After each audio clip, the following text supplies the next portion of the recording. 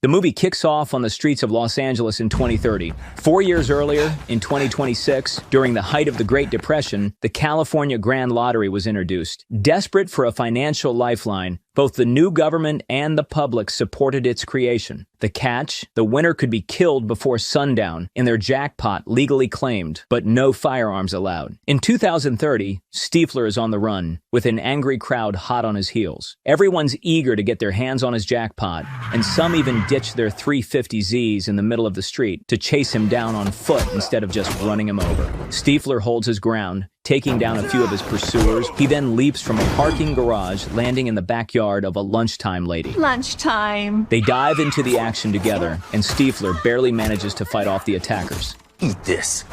Afterward, he breaks into a house through a window, finding a grandmother inside. He checks that she doesn't know who he is, Do you know who I am? then snatches her phone and destroys it without hesitation. As Stifler catches his breath, the grandmother spots a drone hovering outside, broadcasting his location to everyone nearby. While he's distracted, she quietly grabs a No Country for Old Men gun and pierces his head with it. Hold still. Turns out, she does know exactly who he is. But I do know who you are. She rips up her lottery ticket, signaling the kill. Within moments, the lottery squad bursts in to verify the claim. The grandmother's prize is confirmed, a massive check for $22 million. She ends up on TV, a new lottery millionaire. Sometime later, Katie's riding a bus, her eyes fixated on a small Oscar keychain, a memento she clearly treasures. She overhears a man complaining about his daughter, ranting that she blew an audition for some ad. He's harsh, using cruel words about how disappointed he is in her. The girl, visibly crushed by her father's words, sits quietly. Katie can't stand it. She walks up to the man, pretending to be a cop, and threatens to take him to child services if he doesn't change his attitude. Her words do the trick. The man immediately softens and adjusts his tone. Sorry for all the bad words. I only curse when your mom's being a An elderly woman chimes in, pointing out that Katie's a bit too young to be a cop. The girl then confirms she's actually an actress. The two share a heart-to-heart, and Katie opens up, admitting she came to LA to relaunch her acting career. The lady wishes her the best of luck. Your legs fall off? Isn't that what actors say? Yeah, that's exactly what they say. And gets off the bus. But as Katie looks down, she realizes her watch is missing. Oh my god, that golden girl stole my watch! Frustrated, she notices an ad on a nearby billboard for Louis Protection Agency, specializing in keeping lottery winners safe. What catches her off guard, though, is that she has no clue what the California Deadly Lottery even is. During the ride, Katie can't help but notice how tense and aggressive everyone on the street seems. It's like the whole city is on edge. What's going on? Is there an evacuation or something? Lottery day tomorrow. Lottery day? What does that mean? Lottery day. Meanwhile, the media can't stop hyping up the upcoming lottery drawing, just 18 hours away. Ticket sales have hit new records, and the jackpot is a mind-blowing $3.6 billion. Over at his place, Noel's prepping his weapons while singing the Turtle Power song. I'm a big fan of Ninja Turtles myself, by the way. Turns out he's a security guard for lottery winners. Back on her own journey, Katie finally arrives at the room she rented online. But it doesn't take long for her to realize her Airbnb host, Shadi, totally misrepresented the place. It's a dump. Looks a little different from the Airbnb photos. Yeah, I think the lighting's different.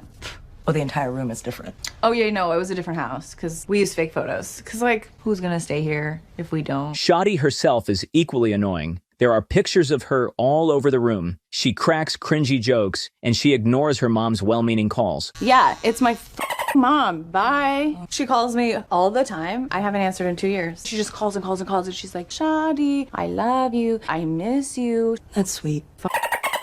My mom's dead. Lucky. Shadi also has an obnoxious boyfriend named DJ, and the two of them can't stop talking about how huge the lottery prize is this month. DJ slaps Katie in the face to test her fighting skills. Oh, I'm so sorry. What the f was that? I thought you were gonna dodge it. Why? Look at your bag. It says you go to fighting school.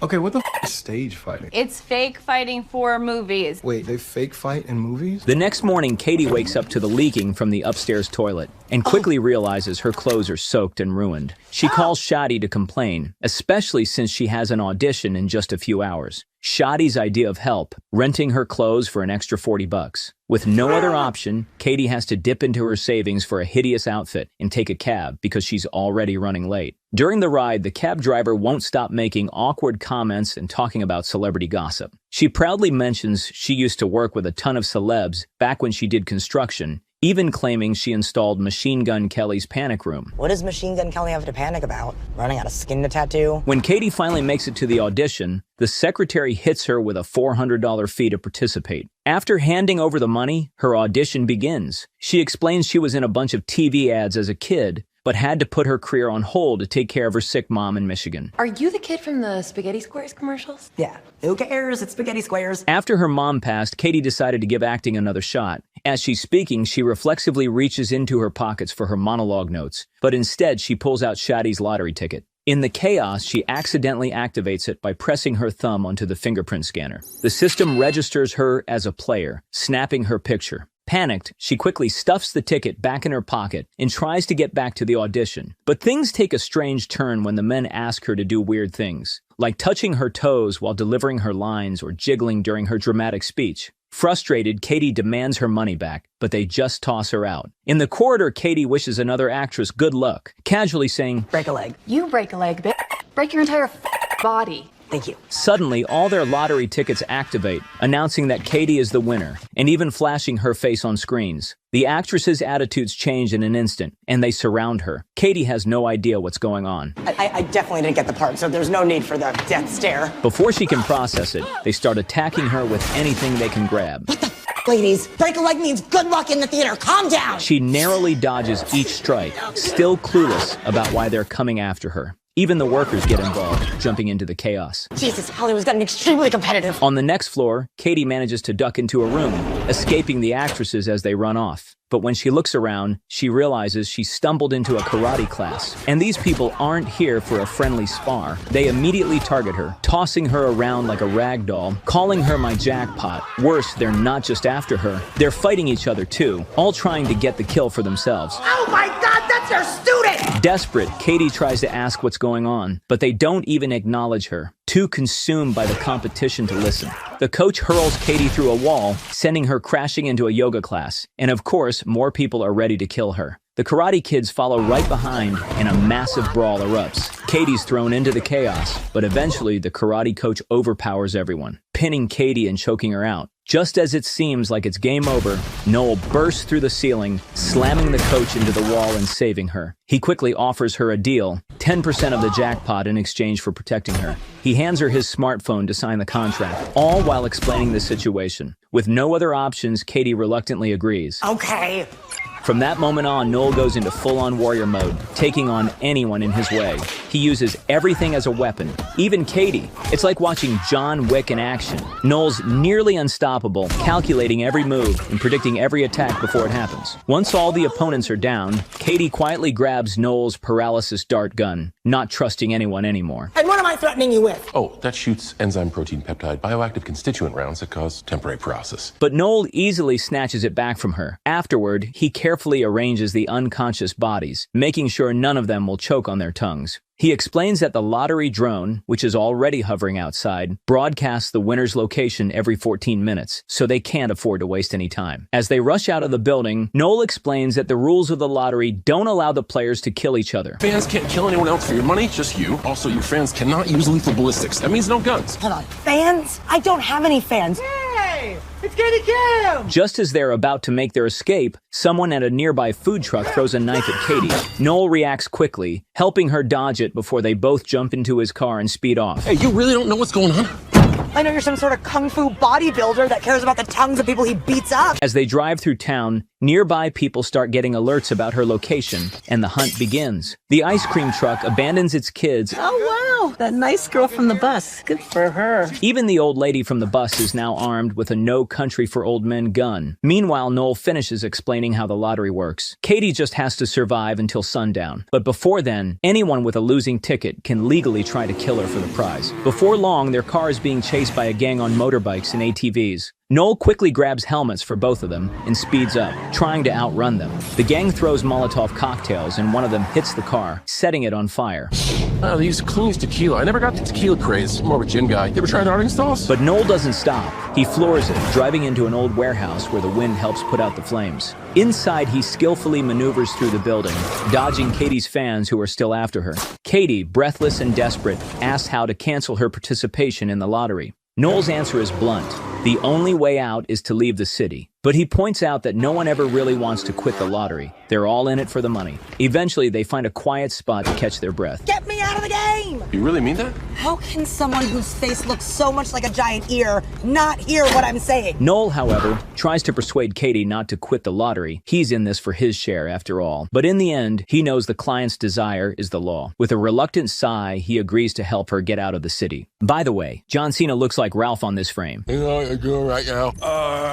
No. The bikers track them down, and the chase picks up again. Noel does everything he can to protect Katie, shielding her from not only the crazed fans, but also from the random obstacles they encounter along the way. In the chaos, one fan manages to leap into the car through the back window. Katie reacts fast, knocking the knife out of the fan's hand. Noel grabs the rearview mirror and uses it to hit the fan, then quickly tells Katie to drive. She protests, claiming she can't drive, but Noel doesn't listen. He moves to the back seat to keep fighting off the attackers. As he secures a helmet on her head with care, he kicks the fan out of the car at full speed. What the hell was that? You think I'm gonna kick somebody out of a moving car without a helmet? The bikers, relentless, throw another Molotov cocktail at them, but Noel takes control, urging Katie to drive straight through a wall to escape. Don't slow down. It's a dead end. I've seen deader. The car crashes through, and the bikers, caught off guard, slam into the car trying to dodge the wreckage. Katie grabs her helmet and knocks out the last biker with a solid swing. The duo tries to drive away, but the car barely moves before it breaks down from all the damage. Katie tries to run away, but Noel stops her.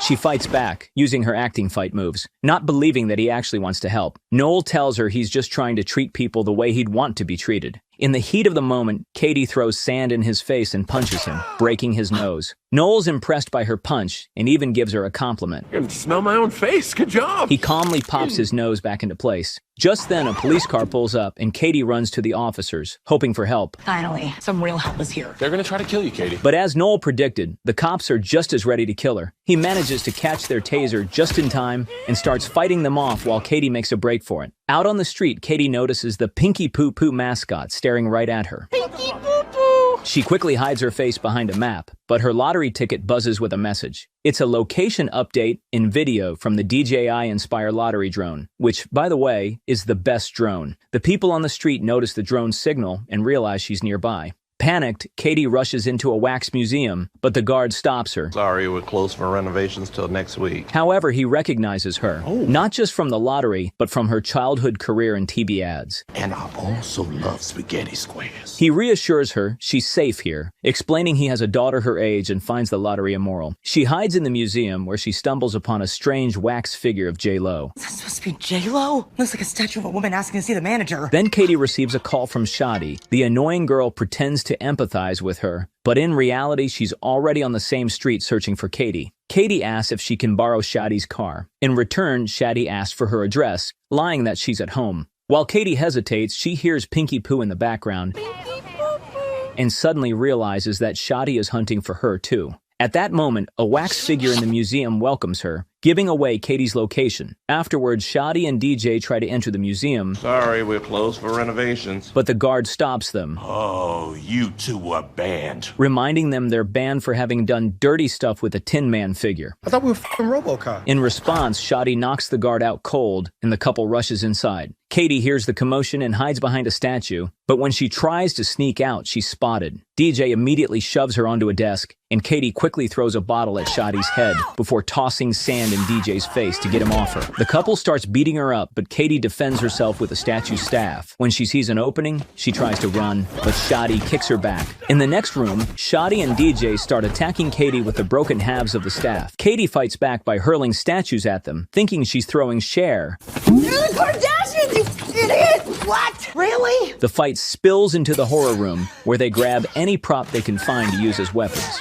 Katie uses Jackie Chan-style moves to protect herself from a knife attack. She runs out of the room just as Shadi throws an axe at her. The axe hits, but it's fake, doing small damage. Katie quickly presses a button to bring down the museum shutter, but then remembers what Noel taught her. She goes back to the guard's body and carefully arranges him so he won't choke on his tongue. Now I'm the weirdo that cares about strangers' tongues. Then with a burst of speed, she rolls out of the museum just before the shutter slams down, leaving Shadi and DJ trapped inside. We can't kill you from in here, Katie! Fray, you cheated! A tour bus guide immediately spots Katie and announces her location over the microphone. Before the fans can reach her, Noel makes a dramatic entrance, pulling up in a police car and swooping her away. The fans, undeterred, quickly board the bus and begin the pursuit. No shoving. Safety first when you're trying to kill somebody. Despite the rescue, Katie still doesn't trust Noel. She figures that if he helps her quit, he won't get paid, and she believes he'll just kill her in private. Have you ever considered the possibility that I actually might be a nice person? Sure, a nice person who loves and wants a super yacht. I want a super yacht. You so want a super yacht. I don't want a super yacht. You do. I don't. Super yacht. As the tour bus keeps hitting the back of the car,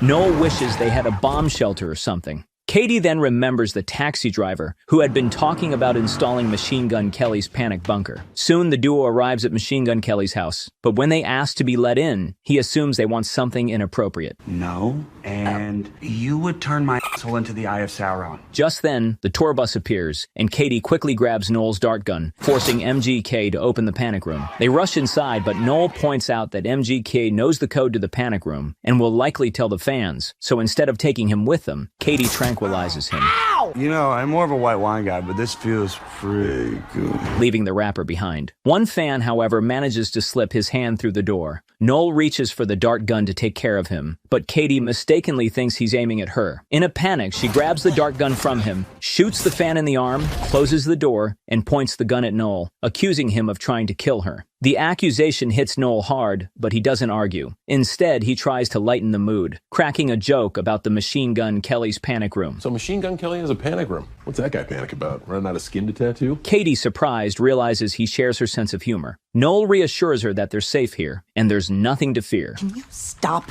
reassuring me? I'm allowed to panic in a panic room. Still wary, Katie keeps the gun aimed at him, so he sits beside her, trying to prove he's not a threat. He shares some light-hearted facts about himself, hoping to show he's a good guy. Suddenly, the keychain falls from Katie's pocket. When Noel comments that it looks cool, Katie decides to open up. She shares that she chose to become an actress for her mom, who loved movies and movie stars. Her mother, knowing how tough Hollywood could be, gave her the keychain as a reminder that she would be proud of her no matter what. Katie explains that when she was younger, she made good money as a child actor, but her dad ran off with it all. Now she's afraid that Noel might try to kill her for the money. I don't deserve this negativity, you know, but I always put up with it. That's what my therapist keeps trying to get me to recognize. Feeling a bit sorry for him, Katie hands the dart gun back to Noel. He takes it, but lightens the mood by giving her a motivational speech about the Ninja Turtles. Once there were 4 baby turtles. They were thrown into a sewer and covered in radioactive ooze. And what did they do? Did they spend their whole lives not trusting people? No. They spent their lives protecting New Yorkers and eating pizza. You gotta find your inner turtle power. Can I be Michelangelo? No, I'm always Michelangelo. Katie asks Noel why he would help her quit, and he explains his priorities. First, saving people's lives, and second, making enough money to keep saving people's lives. Outside, the crowd continues to slam into the panic room door, but it holds firm. Meanwhile, Shadi slaps Machine Gun Kelly to wake him up. But when that doesn't work, she drags him to the pool and, with surprising strength, hurls him into the water like a WWE wrestler. What the f*** is she doing? When Kelly finally regains consciousness, Shadi wastes no time in demanding that he give her the code to the panic room. Katie and Noel watch the scene unfold. Noel gets angry because he realizes he has no choice but to make a call and ask for a favor. He orders something called a phone strike and quickly rushes to put Katie's phone inside a safe. The duo braces the door as Shadi enters the password. Just as the door starts to crack open, the crowd freezes in place when all their phones suddenly begin ringing with an amber alert. But this turns out to be a trap. The phones start exploding one by one, causing horrific burns and chaos as people scramble to deal with the flames. Taking advantage of the chaos, Katie and Noel make their escape. However, Noel pauses for a moment to put out the flames on someone's groin before continuing to flee with Katie. Outside, a group of guards is waiting with damage-proof cars and rubber bullet guns. They only want to take Katie, but she insists that they bring Noel along as well. During the ride, Katie asks if Noel works with these people. He explains that he used to, but now he's a freelancer. Moments later, they arrive at headquarters where Katie meets Lewis and learns that this is his security company. She's not impressed with him, especially since he keeps mocking Noel and dismissing his help in saving her. I mean, most people don't last 15 minutes without representation. You've already made it several hours, pretty much completely alone. That makes me so proud to say as an Asian man. Well, I wasn't alone. Of course not. You had all of our ancestors looking out for you. No, I was with him. Oh, no, you meant Noel. Katie asks to be taken out of the city, but Lewis hands her a new phone, an iPhone 15, which in 2030 is already 6 years old. He also tries to convince her to stay in the game by pointing out that she's in the safest building in the country. With only 4 game hours left, Louis gives them a tour of the headquarters, showing them the wall with the names of all the winners they've saved. A few recent winners have names listed as anonymous. Louis explains that some winners chose to risk their lives and keep the commission rather than let the agency save them. They charge a 30% fee for their services. What percentage does Noel get?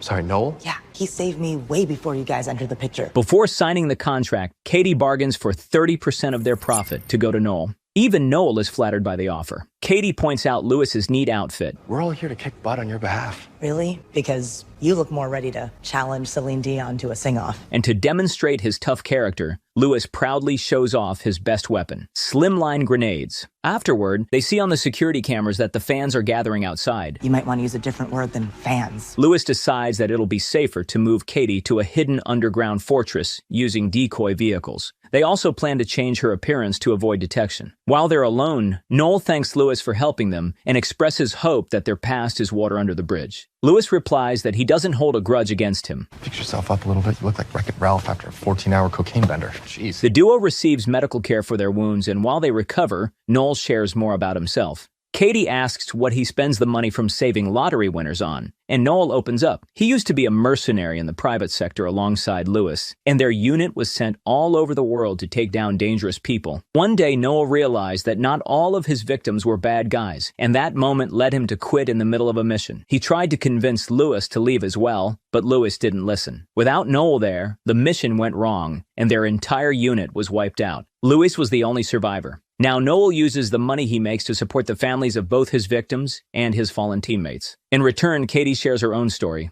She reveals that her dad used to be her manager and made her work all day long from the time she was 8. When she turned 18, she told him she wanted to manage her own money. And he said, "Okay, sweetheart, I'll take care of you. Trust me." The next morning, he was gone, taking all her money with him. Katie had to care for her sick mother, who passed away a month ago, leaving Katie with only $600 and a bus ticket to LA. My own father didn't hesitate for a second to choose money over me and my mom, so how was I supposed to trust you? But I do trust you. No. An employee brings in a prosthetics machine, and Katie puts her face inside. The machine applies a mask that makes her look like an old man. However, Noel is concerned. Moving Katie out of this relatively safe place doesn't make sense. The facility is too expensive to maintain with only 30% of the old prizes, especially if they haven't had many clients lately. So you think it's a setup? I don't know. What don't you know, Noel? Why I just farted. It's probably the muscle relaxants. Nothing loosens a sphincter faster. And since I know what Noel usually eats, I'd say it's best we get the hell out of here ASAP. After Katie changes into her disguise, Noel finally realizes that Louis is only pretending to protect the winners, when in fact he's been secretly killing them. This explains why more than half the players who claimed their jackpots this year requested anonymity.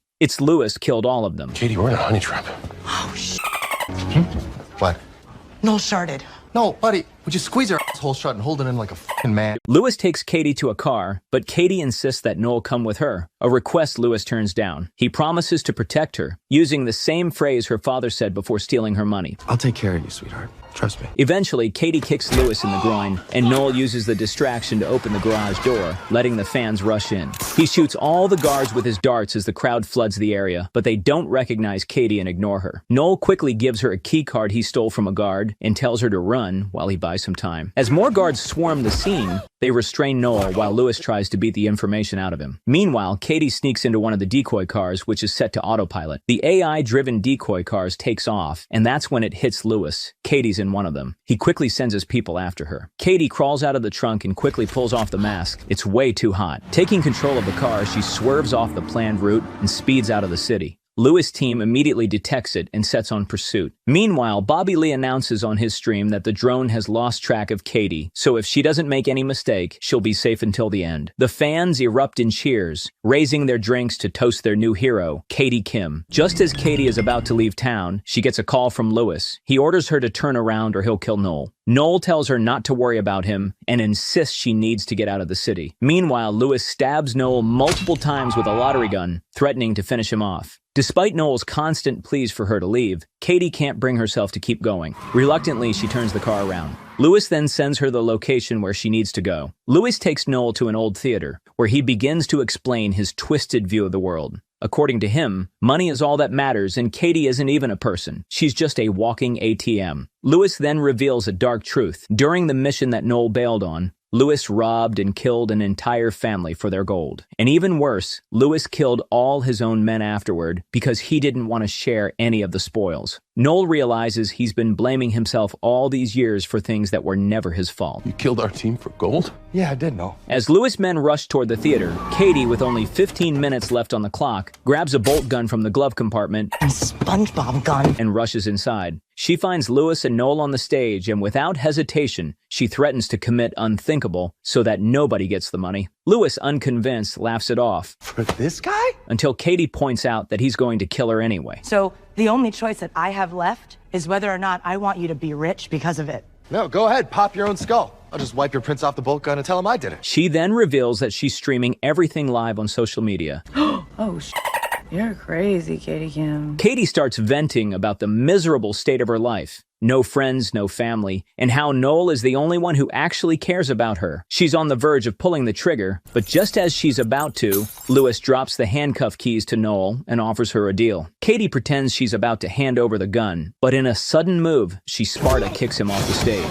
She confirms that she's been acting. Bravo! Daniel Day-Lewis wishes he had your range. With the stream still live, Katie's location is broadcast to all the fans, and they flood into the theater, chasing her down. Honey, take the roast out of the oven. In 10 minutes, I gotta go kill this girl. She grabs whatever she can to defend herself. In the chaos, Lewis grabs her leg, pulling her down and trying to kill her. Just then, a cop rushes in, attempting to claim the prey, but Lewis kicks him aside and keeps struggling with Katie. As the crowd bursts into the theater, Noel begins fighting to protect Katie, using the chair like a turtle shell while singing the Turtles' power song. It's turtle time, motherfuckers. Eventually, the chair breaks, giving Noel more freedom to fight back. Katie bites Lewis to break free, then throws the keys to Noel. He finally frees himself and jumps into the fight, taking on Lewis. Just as things heat up, Shadi enters with a katana, ready to fight Katie. But Katie disarms her and knocks her out with a quick headbutt. With only 4 minutes left, more fans rush into the theater. While Noel and Lewis are still fighting, Katie climbs up the stage decorations to stay out of the chaos. Lewis grabs an axe from another player,